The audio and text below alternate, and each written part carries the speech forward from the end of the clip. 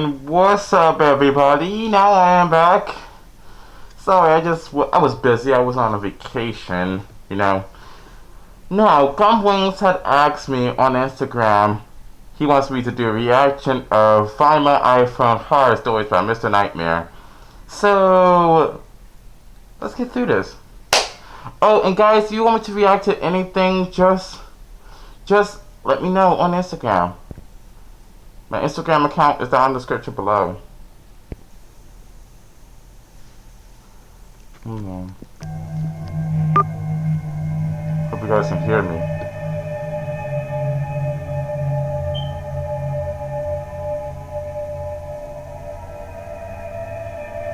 I went to a bar with a couple friends one Saturday night. We got really drunk and eventually all spread out throughout the bar as we went to talk to different people.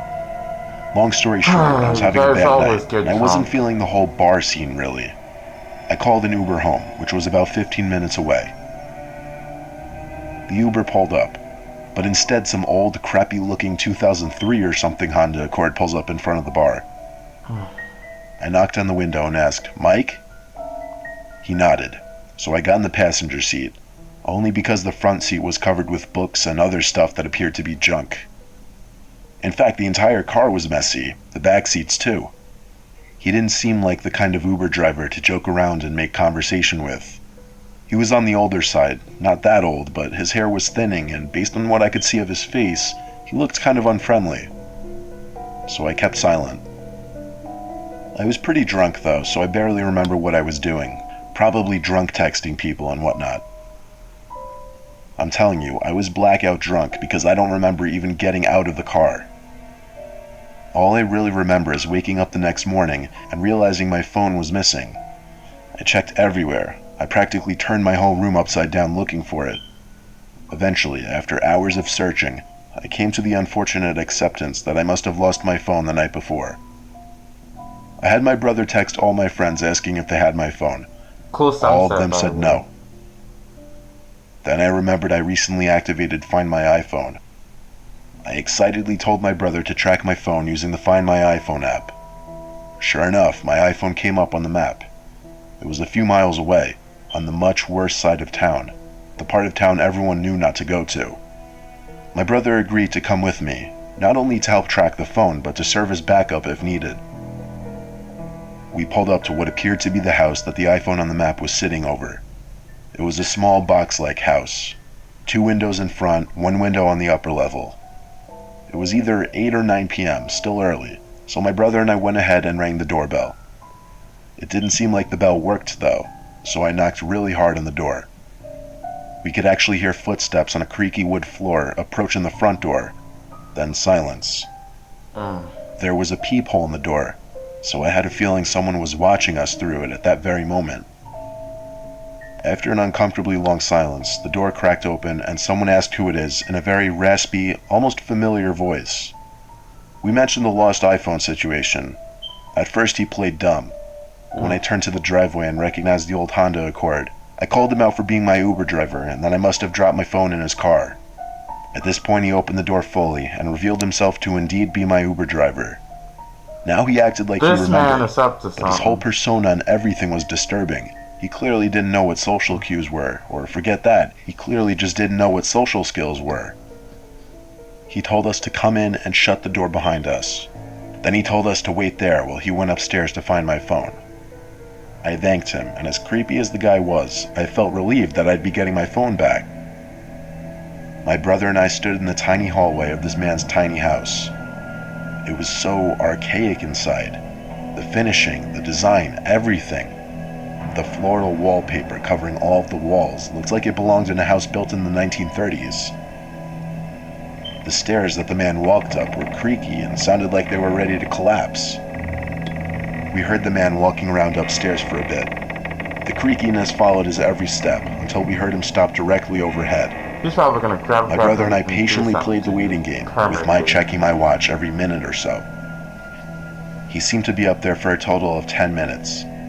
My brother and I got so impatient at this point that we started calling up the stairs asking the man if he needed help. We heard a slight creak in the floor right above us again, but he didn't call back. My brother told me to go upstairs and check if he needed help. so I hesitantly did. As I got halfway up the stairs, I realized it was insanely dark up there, which made me wonder how he could even possibly be looking for my phone. I got to the top. There seemed to be 3 open doors, one leading to a bathroom, the other 2 leading to bedrooms. All the lights were off except for a little hallway nightlight. I called out for the man again, to no avail. I called down the stairs to my brother, saying that all the lights were off and something wasn't right. He didn't answer for some reason. I checked the bathroom, empty. I was about to check one of the bedrooms, passing the door to the bathroom, but I stopped when I saw something through the crack of the bathroom door. The man, he was hiding behind the door, holding something in his hand. I felt like he was looking at me, but I didn't look for more than a second. I looked away and pretended I didn't notice. I had to get downstairs ASAP. I nervously called out to the man that I'd be going downstairs and that I'd be right back.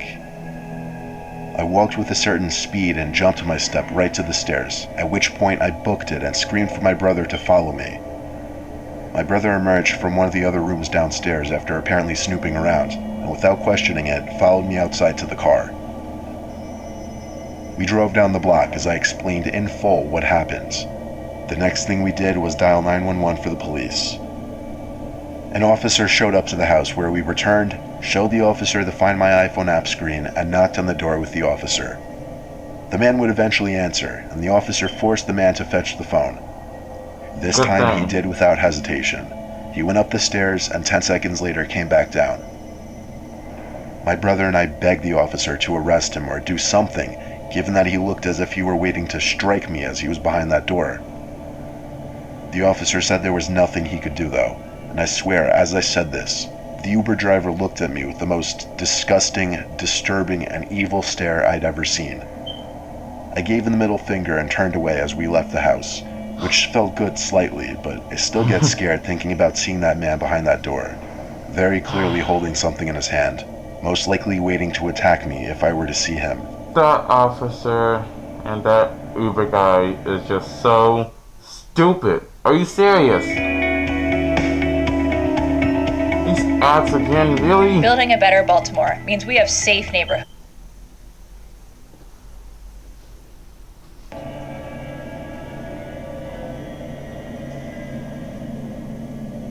Before I got an iPhone 10, I used to have an iPhone 7. I was perfectly fine with that phone and I never got a scratch on it. I'd probably still have that phone now if I didn't lose it. I always had the Find My iPhone feature enabled, however, just in case if I did lose it, I'd be able to track it. To this day, I still don't remember how or where I lost the phone. All I remember is I came home one day, quickly realized I didn't have my phone on me, and had a mini heart attack. I searched the whole house, my car, the pathway up to the house. I even drove back to all the locations I was in that night to look for it, but I couldn't find it anywhere. Then I remembered I could sign into my iCloud account from my laptop and track my iPhone using the Find My iPhone setting. So I drove home and did just that. Apparently my phone was coming up somewhere in the woods at the end of the village. None of my siblings were home at the time. They were all away at school, so I couldn't ask any of them to come with me, so it looked like I was heading out alone. My dad didn't want me to come because he had work early the next morning, but he let me take his phone with me to track my phone. It was a quick 5 to 10 minute drive to the woods. I parked on the grass on the side of the road. It seemed like I was maybe a minute walk north away. Obviously I brought my flashlight expecting to be following the trail into the woods. What the heck is that car? Now that I stood there though, the idea of going in there was a lot less appealing. In fact, the whole situation seemed more suspicious, such as why whoever found my phone would be in the middle of the dark woods at 10 o'clock. I definitely shouldn't have come alone, but at this point I didn't see much more of a choice than following the trail. You know it was dark The out. flashlight You I know had it was sucked. dangerous. It barely lit up the trail 5 feet in front of me. Eventually it seemed like I was right on the mark of the location for my phone. I did a full 360, examining my surroundings, but seeing nothing but darkness and trees. I started yelling for somebody to come out. It was the first time I heard my own voice in an hour, and it came out weak and unintimidating. When I called out, I heard a whispering come from beyond a few trees. and the east direction on my map. I yelled out again. Silence this time now. I started sending texts with my dad's phone to my phone, and I heard the dings coming from the same direction as the whispering. I looked in that direction and saw the glow of a phone screen so bright that it lit up the figures of 2, maybe 3 men standing behind a line of trees. At that exact moment, I had a realization in my head that I was in way over my head being in those woods alone, and that my iPhone was in no way worth risking my life. I turned the flashlight off and ran back down the trail as fast as I could, back to my It's a car. nightmare. You know going into the By the woods is time I gonna got kill back, you, right? my phone could no longer be located on the Find My iPhone Never app, mind. meaning it was either broken, disconnected, or turned off. I have checked a few times since then if the phone comes up on the map. It never has, though. I think I made the right choice running away. I don't think any possession would be worth approaching a group of people like that in the woods.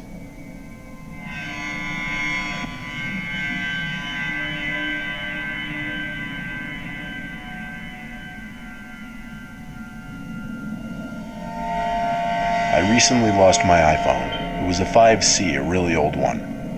I was due for another one anyway, but let me tell you the story of how I lost it. I had admittedly been drinking one night on the weekends, and at some point in the night I lost my phone.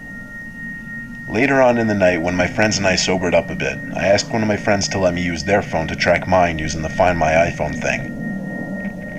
It wasn't too far actually, only a mile away from us, but that meant someone took my phone. My friend Ryan and I took a drive to this abandoned warehouse building. Of course, it had to be an abandoned building.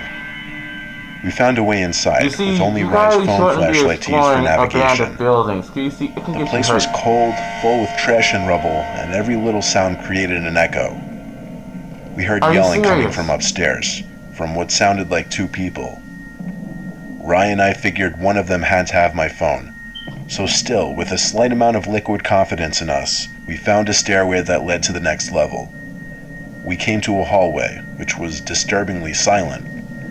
The only thing to break the silence was a bang from a nearby locker room type area. Ryan and I both tried hard to make our presence known so that we wouldn't surprise any potentially dangerous people. We entered this kind of changing room area, or whatever it was, but it had a bunch of lockers. No one was in the room. Ryan started checking the lockers out of desperation, which made a lot of noise, I guess, because we heard a deep voice from another room call us over and said that they had what we were looking for. I was about to walk into the adjacent room, but Rai put his hand on my shoulder to stop me and put his finger on his lips as he went, shh. He was doing something on his phone. I didn't know what until I heard my ringtone and the vibration of my phone coming from one of the lockers. There were too many to distinguish quick enough which one it could be. I started checking the ones where the sound could have been coming from before Rai pulled me by the arm and told me, let's go. I told him, wait, let me get my phone first, but he kept saying, no, let's go. By the time we got to the car, we had a long discussion about what was going down in there, or what was about to go down. Rai was positive we were walking straight into a trap. How he was so sure was because as I was checking the lockers for my phone, he spotted someone's head behind one of the walls to the adjacent room. They were peering their head in just barely, making it obvious they were hiding and had questionable intentions. It wasn't the end of the world. It was an old iPhone that wouldn't have been worth much anyway. It was much better to escape with our wallets, or even our lives instead.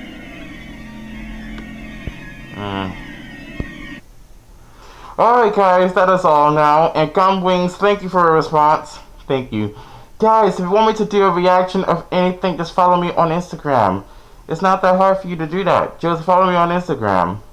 But anyway, my Instagram account is down in the description below. And feel free to subscribe to my channel, leave a like, and I'll be in touch.